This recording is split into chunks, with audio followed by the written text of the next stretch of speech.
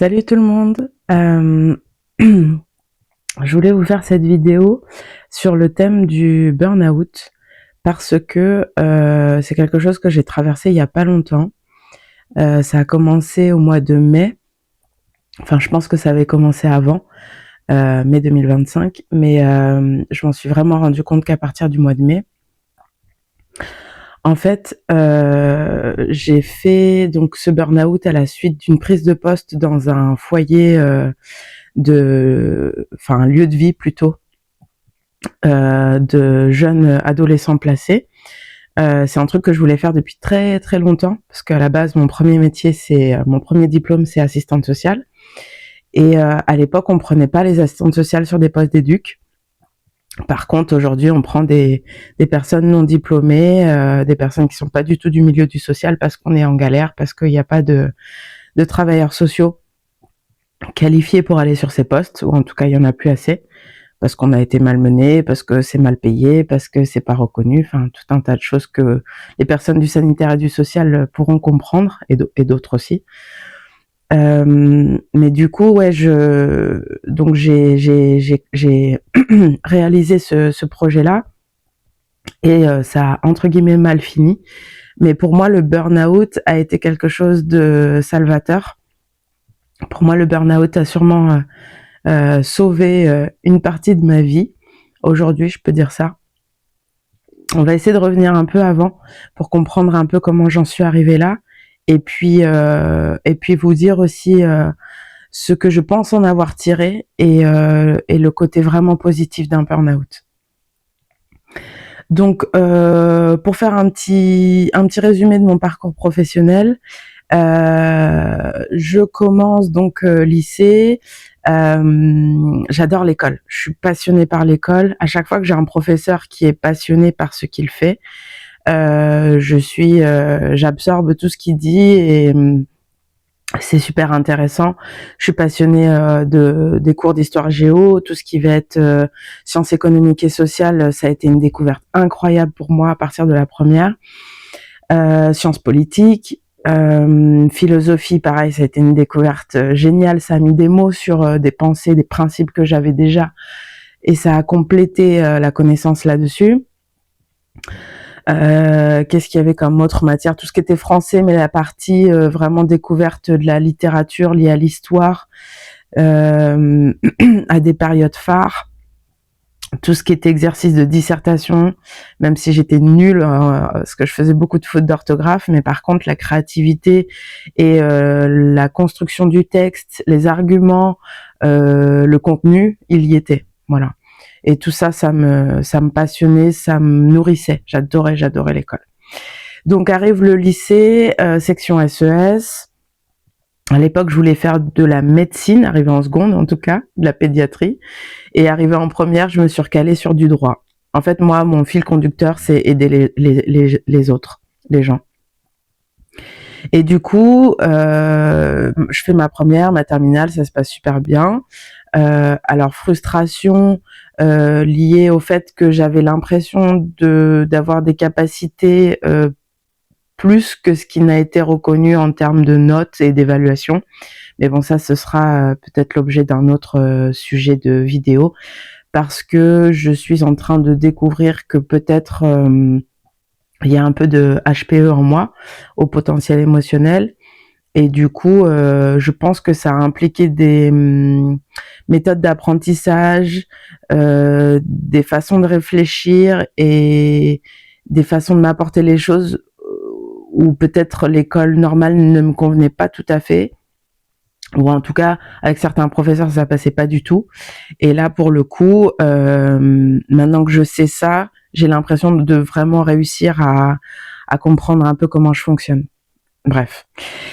Donc du coup, fin de lycée, pardon, je valide le bac. J'arrive en fac de droit, et là c'est le grand bain.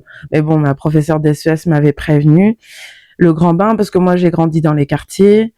Déjà arrivée au lycée, je me suis confrontée à une mixité sociale, classe moyenne supérieure, voire des classes plus hautes, où ça m'a enrichi, mais ça a aussi été une grosse découverte.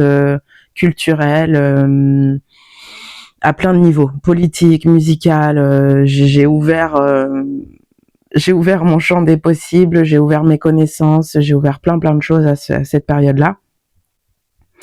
Et du coup, arrivé à la fac, c'est dans la continuité de ça, en fait. J'arrive à la fac de droit de Tours, parce que là-bas, je suis de Tours. Et là, c'est le gros monde des bobos, des fils et filles de personnes qui ont un revenu assez élevé. Enfin voilà, je suis pas du tout dans mon élément de base et je me sens très complexée. J'ai l'impression que je vais pas y arriver, que je suis pas aussi chanceuse entre guillemets que ces autres personnes-là, que je suis pas au niveau quoi. Mais j'y vais quand même avec l'envie de réussir, l'envie d'apprendre, l'envie de découvrir ce que c'est que la faculté. Et c'est surtout que depuis que je suis toute petite, genre la primaire, je fantasme l'envie d'aller à la faculté. Je veux comprendre c'est quoi la faculté, quoi. Donc j'arrive là-bas, je suis enjoy, quoi. Je suis trop contente, j'ai trop envie de découvrir. Et du coup, ça se passe plutôt bien. Alors après, on a tous voilà notre parcours perso qui à un moment donné peut déborder sur la vie professionnelle ou la vie étudiante et là c'est le cas. À ce moment-là, j'ai mon premier appartement, donc j'ai 18 ans, j'ai mon permis, j'ai un groupe d'amis qui est génial, mais je commence à découvrir ce que c'est que fumer des pétards, je commence à découvrir ce que c'est de faire des soirées qui s'éternisent, ce genre de choses. Bon après je suis pas une grosse fêtarde, tu vois, les jeudis soirs étudiants là, tout ça, j'y vais pas, ça me parle pas. Et c'est surtout qu'à l'époque, je vais avoir ma première rupture amoureuse, la plus importante de ma vie à ce moment-là. Du coup, je suis pas trop bien, quoi.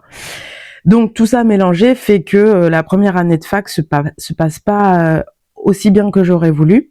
J'arrive pas à être à fond concentrée, j'arrive pas à choper le rythme. Enfin, il y a quelque chose qui est difficile.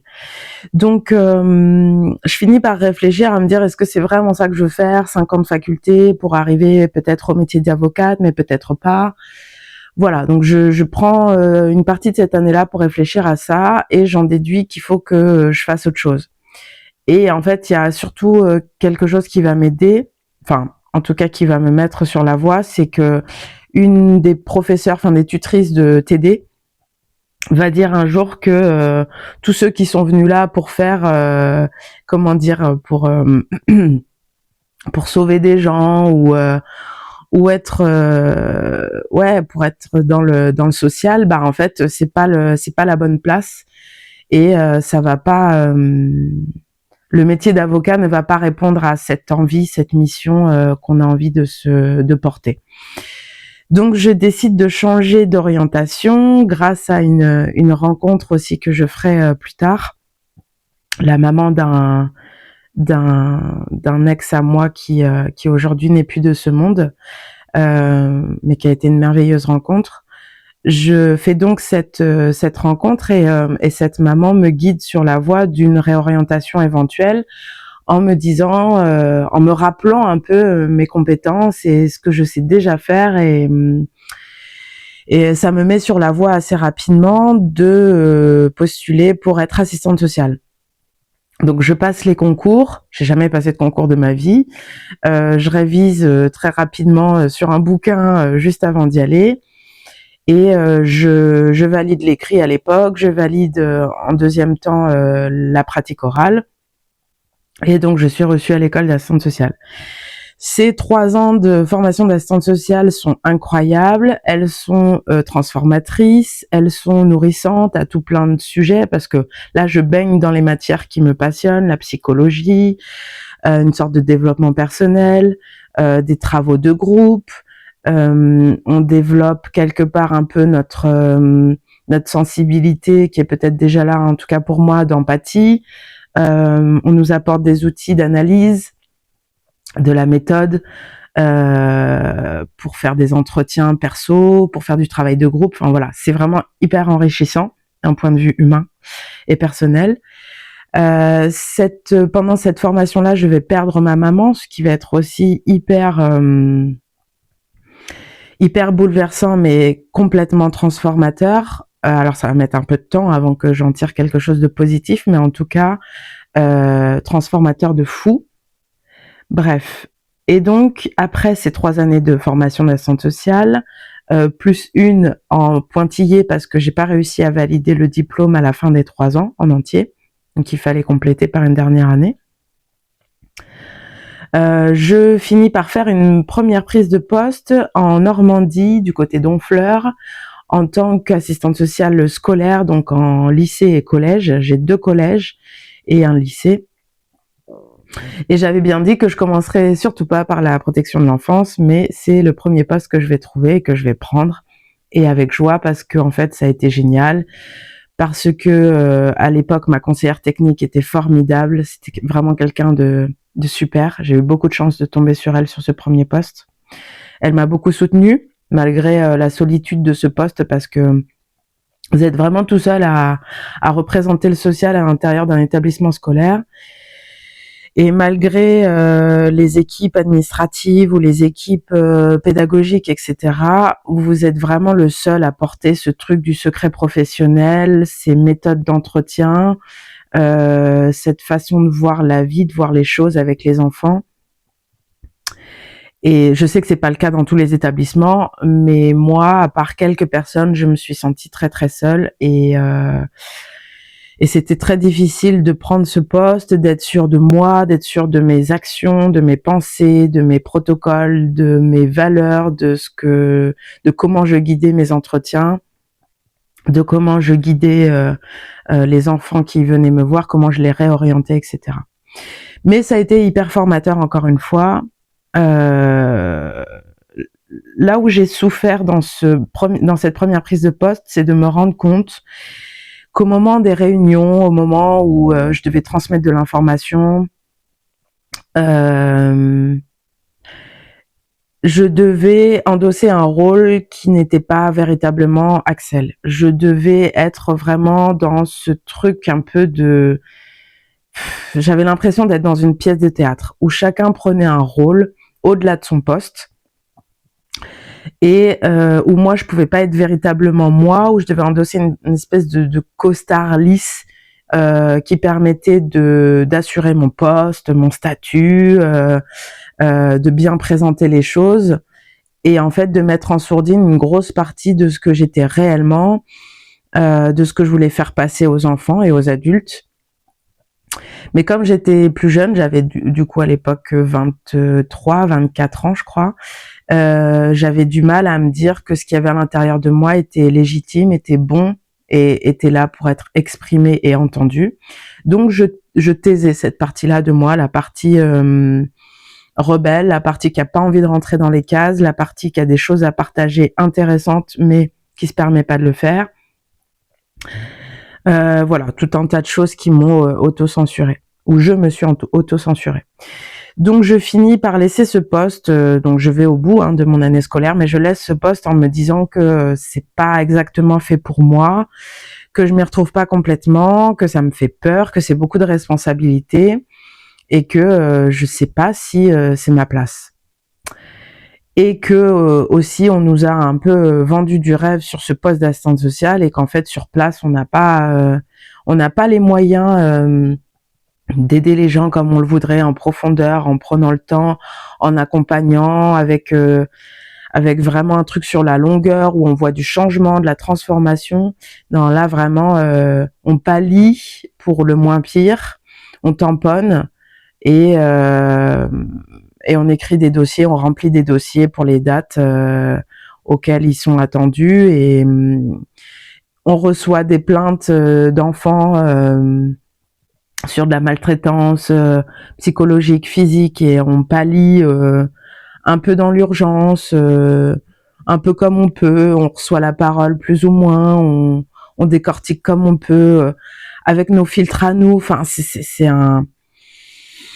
c'est un truc qui est assez costaud, quoi. Donc à ce moment-là, je me dis que j'ai pas tout à fait les épaules et malgré que ça me passionne, je me sens pas tout à fait prête. Donc je me dis que je vais aller vers un truc un peu plus léger et je choisis le monde de la restauration. Donc je décide de rentrer à Tours et de me former en formation adulte à l'AFPA pour devenir serveuse. Je me dis voilà, je vais être dans le monde de la fête, bosser en boîte de nuit, ça me dit bien, bosser en restauration et puis faire plaisir à des gens, ça me dit bien. Donc je pars là-dessus, ça va durer je crois un an et demi. Pareil, c'est très intéressant, je retrouve un peu mon milieu de base, mais je vais me confronter là cette fois-ci à commencer à avoir des personnes au-dessus de moi dans le salariat. Donc j'avais déjà connu ça dans mes jobs d'étudiante, mes jobs alimentaires, mais comme c'était du alimentaire, je m'accrochais pas trop à ce qui se passait. Et je pense qu'à l'époque, j'étais tellement persuadée d'être nulle et qu'on devait tout m'apprendre que finalement, quand je tombais sur quelqu'un qui voulait tout m'apprendre, bah c'était pas un problème. Sauf que là, voilà, je commence à avoir un peu d'expérience, je commence à avoir un certain positionnement et je tombe sur des chefs qui sont pas toujours très aimables, qui savent pas te parler correctement, qui savent pas te considérer, qui pensent que tu n'es qu'une petite merde qui doit être soumise et répondre à leurs ordres, et tout ça parce que c'est les patrons de la boîte ou du restaurant ou quoi que ce soit, ou que eux sont mieux que toi, je sais pas. Mais du coup, je me retrouve confrontée à des personnes comme ça, et en fait, face à ces personnes, c'est comme si je suis la petite fille que maman est en train d'engueuler ou que papa est en train de reprendre, et je perds tous mes moyens. Impossible de dire mais attendez là, c'est complètement injuste comment vous me parlez, ou c'est pas justifié, ou je suis pas d'accord avec vous. Voilà, j'arrive pas du tout à me positionner. Je suis complètement soumise à cette maltraitance qui m'arrive dessus. Bon, je vais pas trop m'accrocher là-dessus, je me rends compte que ça me fait du mal, mais j'essaye de pallier et de faire au mieux. Et je me dis simplement que c'est la branche de métier qui me convient pas. Donc, je finis par laisser tomber le service. Et à l'époque, la personne avec qui je suis me conseille de me prendre une petite année sabbatique de chômage, la première fois de ma vie que je vais être au chômage, pour réfléchir à ce que j'ai réellement envie de faire. Entre-temps, je vais aller voir une voyante qui va me donner quelques petites pistes. À savoir que les voyantes, c'est très important, je trouve, de le préciser. C'est vraiment dans l'instant T, avec les choix que vous avez faits. Elle vous donne la vision de ce que ça va donner après. Mais demain, tu fais un autre choix, tu pars sur d'autres pistes que ce pourquoi tu étais venu la voir, bah en fait, le déroulé va être complètement différent. Mais bref, à ce moment-là, elle me donne quelques pistes. Donc, je m'oriente un peu là-dessus, ça m'influence, je l'avoue, mais ça m'influence dans le bon sens parce que ça fait sens, c'est tout. Ça fait sens pour moi. Je suis à la recherche de ce pourquoi je suis faite et je suis en galère parce que je trouve pas. En fait, ça fait des années que je me demande si j'ai des passions, si j'ai vraiment une spécialité, si je suis faite pour quelque chose en particulier. Et du coup, je pars sur des pistes. Je vais aller à une conférence qui va me dire, bah tiens, il est important de regarder ce que vous faisiez dans l'enfance. Avec quoi vous jouiez, quelles étaient vos activités quand vous étiez plus jeune. Donc je remonte un peu le fil de tout ça, et je retrouve la piste du massage, dans le sens où je massais ma maman quand j'étais plus jeune. Elle m'emmenait aux séances de kiné parce qu'elle était malade, elle devait faire de la kiné toutes les semaines. Je l'accompagnais, et donc j'assistais aux séances et je voyais la kiné la masser, et j'apprenais, en fait, j'enregistrais tout ce qui était fait sur elle, et je le reproduisais à la maison quand maman avait mal. Donc je me souviens de ça et je me dis waouh, j'avais complètement oublié ce truc-là, et en fait oui, ça me plaisait d'être dans le toucher, de soulager les personnes de leur douleur, etc. Donc, je décide de me renseigner un peu de ce qu'il y a sur Tours comme école de massage. Je tombe sur l'école de Marie Blazic, école de massage qui est encore ouverte actuellement, qui est en plein développement, où elle part plus sur quelque chose d'énergétique, elle est plus dans les ressentis, dans la façon dont elle transmet les protocoles au jour d'aujourd'hui. Bref, je m'oriente vers cette formation qui est très complète, très professionnelle. Je vous la conseille vraiment si c'est quelque chose que vous voulez découvrir pour en faire une activité ou simplement pour apprendre à masser, Marie Blazic à Tours, du côté du quartier Paul Bert, elle est. Et c'est vraiment quelqu'un que je vous recommande.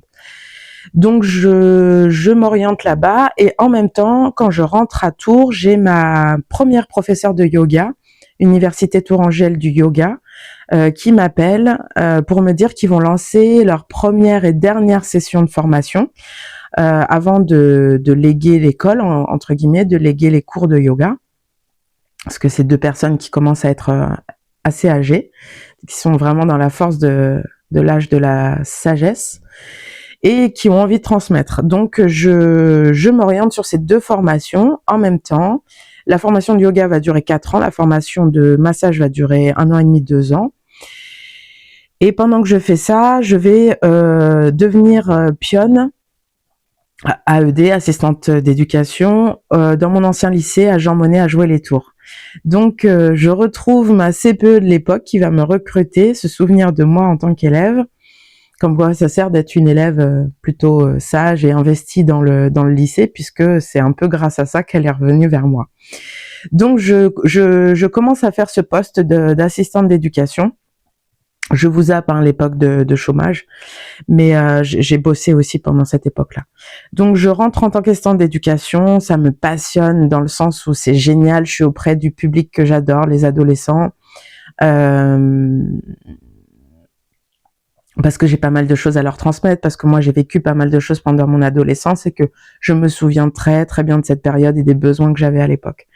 Donc j'ai vraiment très envie de transmettre, d'être à leur écoute, d'être présente pour eux, donc c'est vraiment le poste idéal à ce moment-là. Mais je vais encore me confronter à des personnes qui prennent leur poste de hiérarchie au-dessus de moi pour... sans leur mettre la faute dessus, dans le sens où c'est des personnes du coup qui étaient vraiment dans leur ego, surdimensionnées, qui faisaient du zèle d'autorité, qui vont à des moments donnés m'humilier devant les élèves, me traiter de bête. Voilà, c'est des petites choses comme ça qui vont être là un peu tous les jours et qui à force vont encore m'enfoncer dans un truc de soumission, que malgré que je fasse du mieux que je peux, y a pas de reconnaissance, on me parle mal.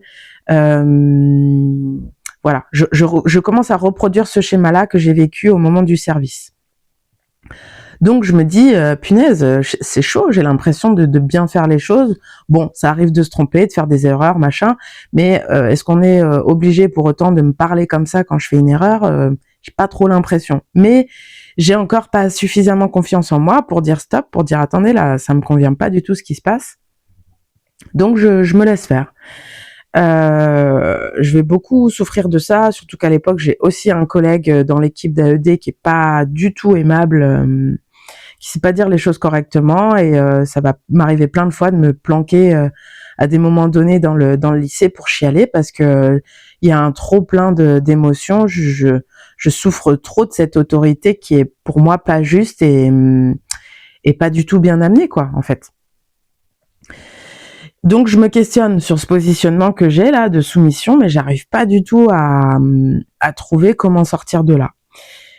Mais à l'intérieur de moi, il y a toujours cette part de rébellion où il y a plein de choses que j'ai pas du tout envie de faire comme on m'impose de les faire, parce que je trouve ça n'a pas de sens, parce que je trouve que ça parle pas aux gosses, parce que je trouve que ça leur rend pas service. Et du coup, parfois ça peut m'arriver de faire les trucs à ma sauce quand je pense que ça peut rendre service aux gamins. Voilà, donc je vais répéter un peu ça plusieurs années. Donc pendant 2 ans, je vais être en tant que surveillante dans ce lycée. Pendant 2 ans, je vais subir ce truc-là. La deuxième année, ça va être un peu différent parce qu'il y a d'autres collègues qui vont voir leur façon de se positionner vis-à-vis de moi et vis-à-vis d'autres collègues et qui vont un petit peu hausser le temps, et tous ensemble, on va réussir à dire un peu les choses aux adultes en question, enfin aux autres, à nos supérieurs hiérarchiques, comme si moi à l'époque j'étais pas une adulte, mais c'est déjà un peu ce que je pensais à l'époque, plus adolescente que adulte. Et du coup, je me souviens qu'on fait front un peu tous ensemble et qu'on essaye de leur dire les choses, mais ils entendent rien du tout. Il y a vraiment aucune écoute, aucune remise en question. C'est pas possible en fait d'entendre des pions nous dire ce qu'on a à faire, ou en tout cas de nous donner des pistes sur comment on devrait ouvrir notre façon de réfléchir. Donc ils sont complètement imperméables au truc, donc je me dis je m'en vais, de toute façon j'ai pas du tout envie de refaire une 3e année là-dedans. Le métier me plaît, mais le délire hiérarchique et compagnie, là ça marche pas. Donc je m'en vais de ça, encore une fois, et à partir de là, je valide ma formation de masseuse, donc je décide de me mettre à mon compte, d'ouvrir mon entreprise. Comme j'ai du chômage, je mets pas les bouchées doubles sur le montage d'entreprise, et je me dis que ça va le faire, ça va se mettre en place tranquillement. Et en même temps, je vais rencontrer le tantra à cette période-là, un peu avant, et décider aussi de le mettre en service dans mon entreprise de massage. C'est d'ailleurs pour ça qu'on va m'appeler le plus souvent pour les massages tantriques. Et c'est ça qui va, dans un premier temps, m'obliger à me positionner, parce que je suis en face de personnes qui me demandent des finitions, qui me demandent de la masturbation, qui me demandent des trucs auxquels je m'attendais pas du tout. Et petit à petit, Axel va être obligé de se positionner en tant que femme adulte qui ne veut plus être abusée, qui doit dire non, qui doit poser ses limites. Et donc le tantra vient me chercher là-dessus. Et les hommes qui viennent consommer le tantra chez moi viennent me chercher là-dessus. Donc tout doucement, je vais devoir me positionner et ça va m'aider. À côté de ça, je continue d'avoir de la psychothérapie, de faire du travail sur moi, comme je le fais depuis 2010, avec plein de thérapies différentes, plein de thérapeutes différents. Et j'avance tout doucement sur cette voie du non, sur cette voie du positionnement, sur cette voie de poser mes limites, de me redonner de la valeur, de me redonner de l'estime de moi-même, d'avoir confiance en moi. Tout doucement, j'avance là-dessus. J'ai toujours pas de colère. Je n'arrive pas à me mettre en colère. Je suis une femme à qui on a appris enfant à taire sa colère et à ne jamais réussir à vraiment se positionner et que ce positionnement soit entendu. À l'époque, quand j'étais plus jeune, j'avais une maman et un entourage qui faisait que quand je me mettais en colère, on pouvait m'envoyer péter, me dire que c'était ridicule, se moquer de moi, m'humilier. Donc cette colère, je l'avais rangée et je pensais qu'elle n'existait plus et que j'étais en incapacité totale de me mettre en colère. Donc à chaque fois que quelque chose me dérangeait, c'était plutôt la tristesse qui prenait le dessus, même si je chantais un peu de rage à l'intérieur de moi, ça finissait par couler en larmes. Et j'arrivais pas à sentir cette espèce de redressement pour dire stop, pour dire non, ça, j'en veux plus dans ma vie, quoi. Ça finissait plutôt en je suis trop malheureuse, je suis encore la victime et je pleure. Voilà, c'était plutôt ce positionnement-là. Donc les choses avancent. À ce moment-là, on est en 2020, donc je monte l'entreprise. On avance. Entre-temps, j'ai mon bébé. Entre-temps, je découvre aussi certaines passions, une grosse passion que j'ai pour le développement personnel, qui va commencer à arriver à l'époque où j'étais déjà assistante sociale en Normandie, où j'ai été confrontée à une certaine solitude, mais ça j'en parlerai aussi dans d'autres vidéos. À partir de là, je développe petit à petit cette passion et j'apprends énormément sur moi, sur mon fonctionnement, sur mes schémas, sur tout ça. Et en même temps que je fais mes thérapies, je la fais aussi pour moi toute seule, avec mes outils, et je déconstruis des choses, beaucoup de choses toute seule. Je vais résumer et arriver tout de suite à là maintenant presque. Et on va dire que à partir de l'été 2024, j'ai repris un poste juste avant d'assistante sociale, de pionne dans un lycée. Voilà, j'ai cumulé les 2 postes et je suis retombée encore sur des trucs de soumission, des personnes qui m'ont confrontée encore à cette place. Sauf que là, il y a quelque chose chez moi qui a changé et je sens bien que c'est pas juste. J'ai quelque chose en moi qui commence à se dresser, mais je manque un peu d'outils pour faire les choses correctement. Et je vais avoir ma thérapeute du moment, Catherine Beretta, qui est dans le Maine-et-Loire, du côté de Saint-Barthélemy d'Anjou, et qui est géniale, psychothérapeute, que je vous conseille, qui est de l'école Carl Jung, et ça m'a vraiment beaucoup aidé. À ce moment-là, développe avec elle ma capacité à me redresser, à faire émerger une certaine colère saine qui me permet d'être moi, qui me permet de poser mes limites, de définir mon territoire, sans être dans l'insulte, dans les cris, dans quelque chose de violent, mais d'être dans un truc clair, net, en lien avec mes valeurs, en lien avec ce que je suis, et de dire non, stop, ça me convient pas en fait. Ce que vous me dites, ça me convient pas. Vous avez beau être mes supérieurs hiérarchiques, vous êtes des humains comme moi, et en fait, moi, je vous mets sur un piédestal, mais en fait, ce piédestal n'existe pas.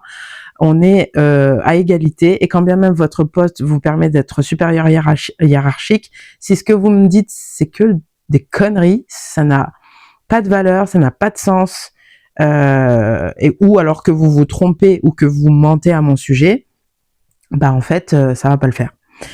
Donc je prends mon courage, et pour la première fois de ma vie, je fais face à 2 personnes qui m'ont manqué de respect, qui sont mes supérieurs hiérarchiques.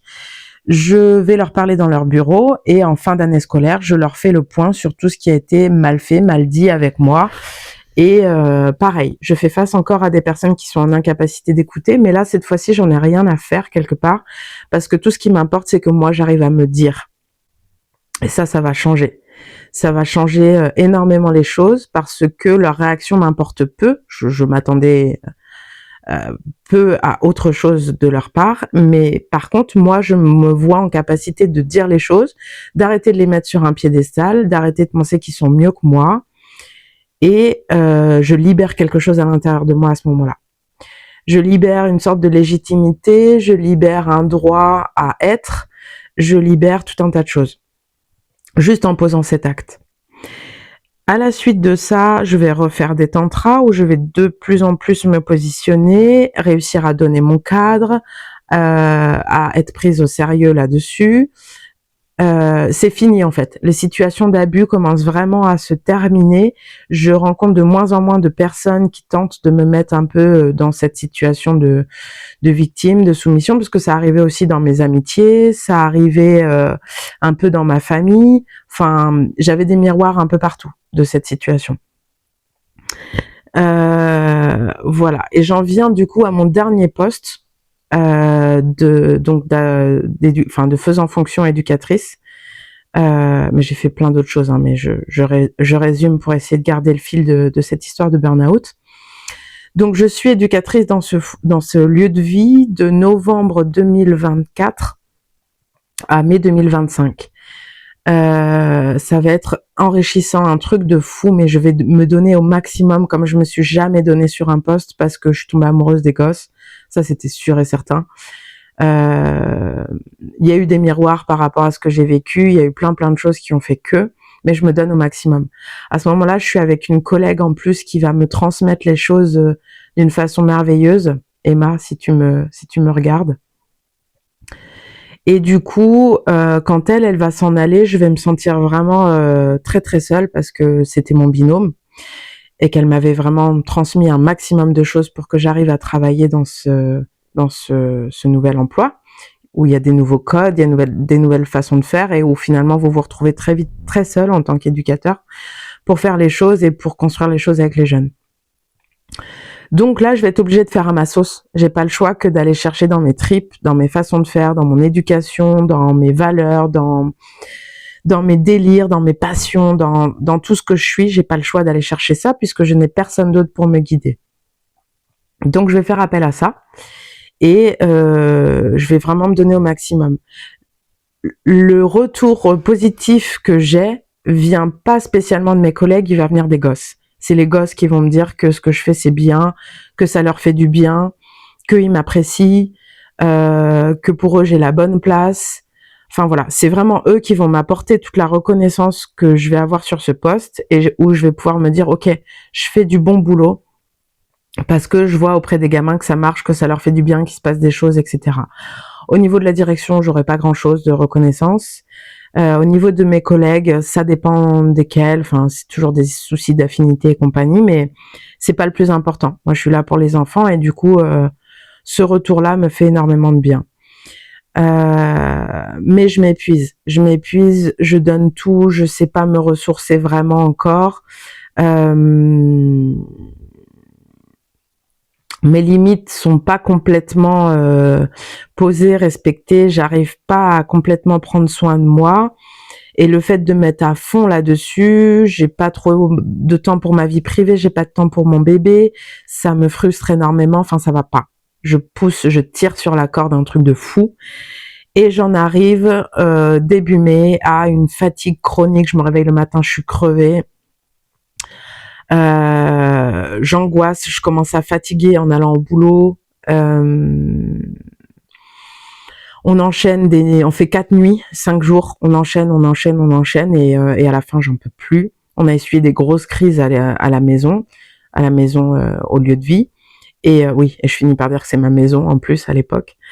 Et ça va pas du tout. Je sens que je perds pied, que j'ai plus de force vitale, que j'arrive plus à être présente pour les petits. Et donc je vais arriver, la dernière fois que je vais aller au boulot, je vais arriver avec un rhume. Et en fait, je suis KO. J'arrive plus à faire à bouffer. Oui, il faut savoir qu'à l'époque, beaucoup de mes collègues vont se reposer sur moi et du coup, j'arrive plus à porter mes collègues, j'arrive plus à porter les gosses. J'ai plus d'énergie. Je suis lessivée, comme si Axel, elle est plus là. Genre tout ce que je savais faire, multitâche, là, la meuf multitâche constamment, elle n'existe plus. Je suis monotage, j'arrive plus à réfléchir. Je suis vite anxieuse. Je suis à bout. Vraiment, je suis à bout. Physiquement, c'est pareil. J'ai mal au dos, j'ai des migraines. Ça va pas, quoi. Ça va vraiment pas. Donc, je décide de m'arrêter grâce à certains collègues qui m'ont vraiment alerté sur le fait que là, je poussais trop. Je décide de m'arrêter, de me mettre en arrêt maladie, chose que j'avais jamais fait de ma vie. Et le jour où je m'arrête, le burn-out commence vraiment. J'ai des montées d'angoisse catastrophiques, comme si j'étais en montée de crise d'angoisse au quotidien. Palpitations, je pense qu'à des trucs négatifs, genre le moindre truc monte en sauce dans ma tête et c'est que des pensées négatives de plus en plus pires. Tu vois, genre gros scénario catastrophe, on continue à chaque fois que j'ai un truc à penser, un truc à organiser, un truc à réfléchir, ça part en angoisse directe. C'est horrible. Je sais pas du tout comment je vais me sortir de là. C'est la première fois que ça m'arrive. Ça me dépasse parce que moi je suis quelqu'un qui est beaucoup dans la tête, donc j'ai l'habitude de m'auto-observer, de m'auto-analyser. Mais là, ce que j'auto-observe et ce que j'auto-analyse, c'est horrible. C'est que du négatif, ça monte en sauce. Parfois, j'ai l'impression de devenir folle parce que je contrôle plus le flux de mes pensées. Je me dis putain, je vais finir à l'HP. Je sais pas comment ça va se passer, quoi. Donc je préviens mon conjoint, je lui dis que là ça part en cacahuète, que j'arrive plus du tout à gérer les choses et que va falloir que je me repose, que je sais pas quand est-ce que je vais pouvoir reprendre un travail. Financièrement, c'est méga chaud. À ce moment-là, on doit déménager parce que on doit bouger du terrain là où on est avec la yourte et on sait pas où est-ce qu'on va habiter et je suis pas du tout en état de retourner bosser et entre les indemnités de l'arrêt maladie et mon salaire, c'est un bordel monstre, ce qui fait que je reçois pas ma paye quand il faut. Enfin bref, c'est la cata de fou. Heureusement, j'ai des amis qui vont me soutenir à ce moment-là, qui sont déjà passés par là. À ce moment-là, j'ai aussi ma formation pompier incendie qui arrive et je veux aller au bout de cette formation parce que c'était ma dernière formation de l'année en pompier volontaire, oui, parce que je suis pompier volontaire à ce moment-là.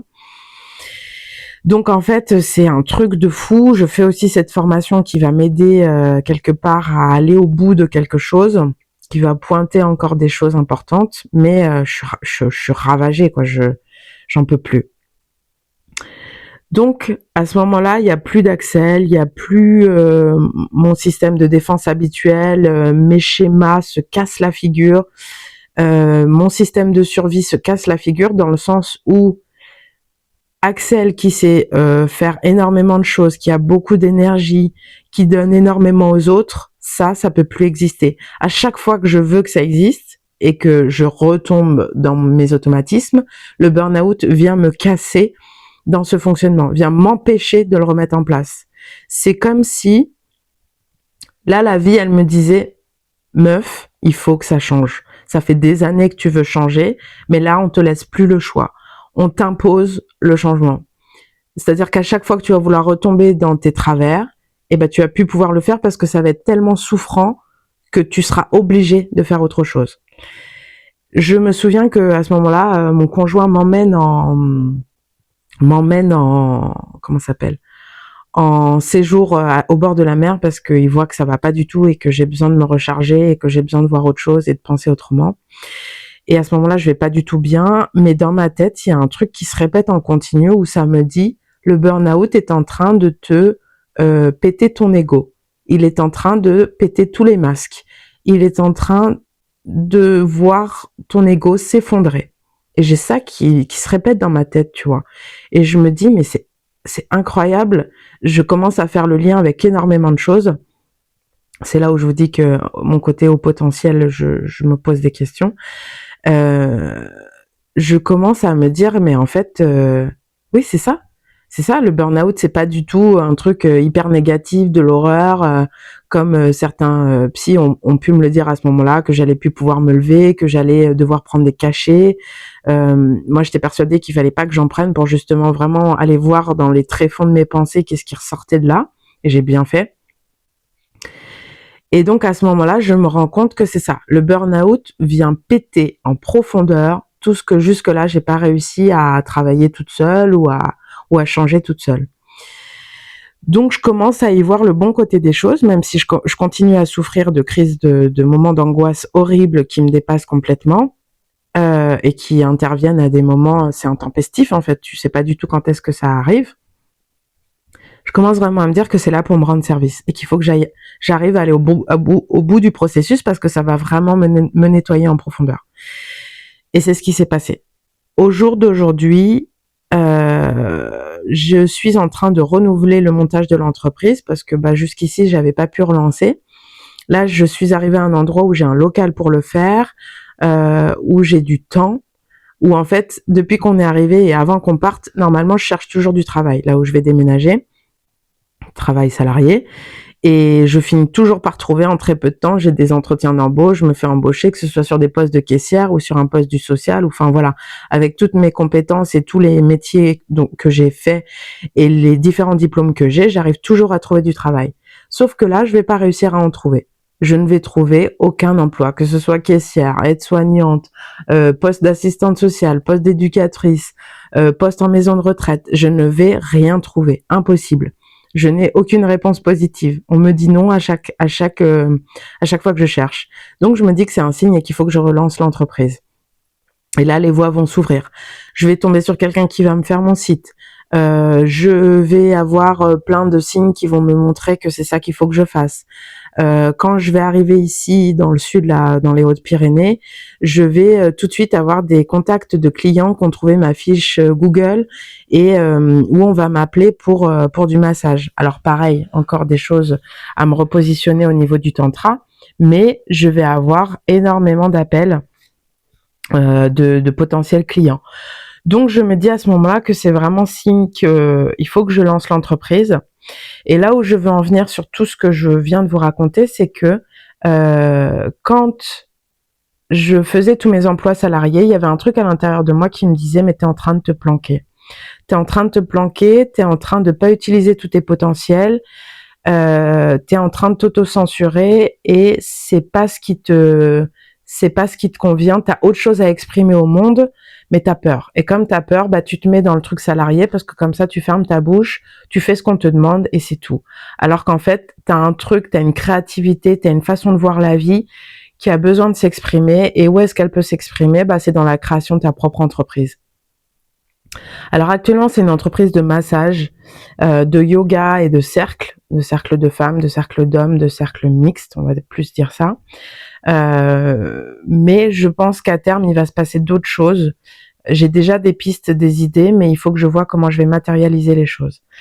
Et donc, tout ça pour dire que le burn-out m'a vraiment aidé en profondeur à dire stop et à vraiment sortir ma puissance créatrice qui est en train de vraiment émerger là petit à petit, qui me permet aujourd'hui de faire cette vidéo, de vous parler de ça et de me sentir légitime de le faire et de vous dire qu'en fait, le burn-out, pour tous ceux qui le traversent, qui l'ont traversé ou qui vont peut-être le traverser, c'est une porte ouverte. On vous donne le choix de devenir autre chose parce que à ce moment-là, l'univers vous sent en capacité de vraiment devenir autre chose et d'arrêter de vous cacher derrière l'étiquette de votre métier, de la maman que vous êtes, de l'aide familiale que vous êtes, de la conjointe dévouée que vous êtes. Voilà, on vient vous appuyer sur un bouton pour dire stop, ça ne te convient pas, sois vrai avec toi-même, avoue-le toi, tu n'es pas faite que pour ça. Et là, je suis vraiment en train de le conscientiser aussi en vous le disant. Le burn-out m'a servi pour ça, pour me dire enfin, vraiment, et sans avoir le choix, que je suis là pour faire autre chose que du salariat pour être au service des autres, via des protocoles, des institutions, des façons de faire qui sont bien cadrées et qui ne me convenaient pas toujours. Donc maintenant, je vais accompagner les gens à ma façon. C'est déjà ce que je suis en train de faire, mais je vais vraiment pousser le truc à ma manière, créer mon propre accompagnement. Et ça me met en joie que de me dire que tout ça va reposer sur moi. Alors certes, c'est une grosse responsabilité, mais c'est le prix de ma liberté et c'est le prix de la liberté de ma créativité. Et je crois que ça vaut le coup. Voilà, bon, la vidéo était très longue, mais j'espère que pour ceux qui m'auront écouté jusqu'au bout, ça vous aura parlé, ça aura fait tilt sur des choses, ça aura fait miroir, parce que c'est comme ça qu'il y a des prises de conscience et c'est grâce aux prises de conscience qu'on peut avancer. Je vous remercie de m'avoir écouté et je vous souhaite une belle journée. Merci beaucoup.